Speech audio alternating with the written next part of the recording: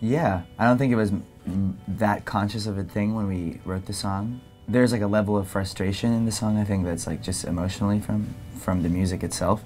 It was very convenient actually that it worked out. We never thought that it was going to be the first single, and it just kind of happened.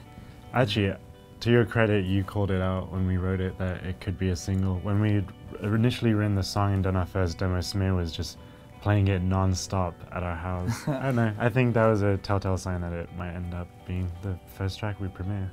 We wanted to like be able to like make a statement right off the bat. We were listening to the radio a lot just in the car, and we felt a lot of the songs were just very synth heavy at the time, and we were a rock band with guitars, and we wanted to put out the most blaring track, just guitar driven, and I thought that was appropriate, and we just went for it. We've actually lived as a band in maybe, I think, 4 houses together. Actually, we live in 5 houses together, and 3 different houses for this record. Lived in Mount Washington, east of LA for a while, in this weird haunted house on the hill. It was produced some awesome music there, some weird dark music too. And then we finally moved to Palos Verdes, which is the South Bay of Los Angeles, very, very far removed from the city.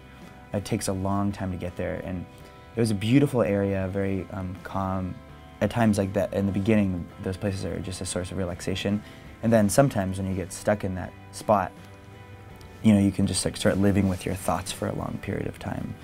But we've always been the type of band that likes living together when we create, because you're not putting a timestamp on anything. You know, we'd wake up early in the morning, sometimes feel like we want to jam then, or we just do really late night jams and stuff like that. And it all comes from that spontaneous feeling of being in a room together and just playing.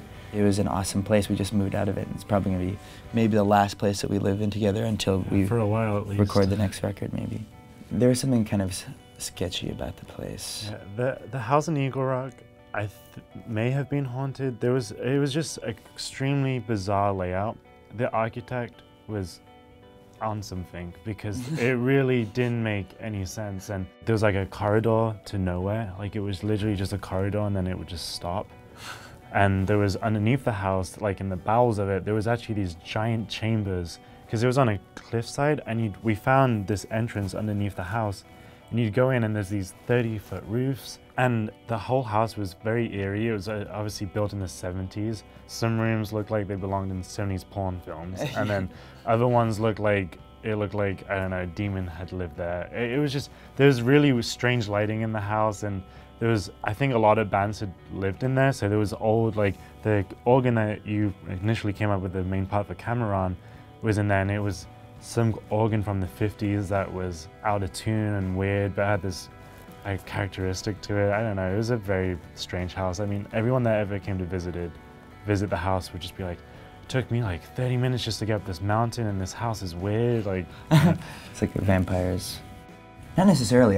The first record was very earnest and honest, and we were young at the time. We were 18. I think we were just kind of figuring it out. I think this time the idea was just a little bit more focused. A cliche thing to say, but you know, like bands have like their whole lives to write the first record, and the second really depends on what the band wants to do with it. And for us, we wanted to do something a little bit different, but to still connect with our audience. And for me, lyrically, I think I came into my lyrical voice on this record. In that sense, it is a little bit more personal, but I think that's just because it's so much newer to us and so alive now.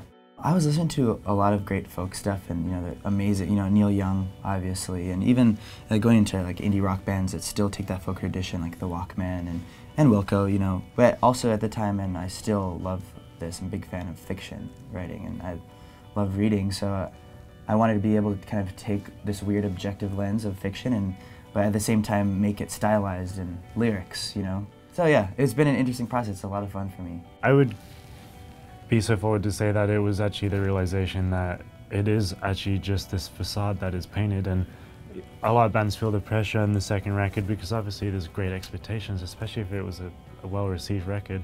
We started playing music with each other because we really love music, and I mean, it's the encompassing like structure of all of our friendships was based around music. And once we realized that all we could do is do our best and write a record that was earnest and true to ourselves, and it would, if it does well, it does well, and if it doesn't, at least we created something that we can all stand behind. And that was kind of the notion. And I think once we got over that like writer's block and fear of those expectations of having a second record, it kind of just flowed and we have it now and it's exciting.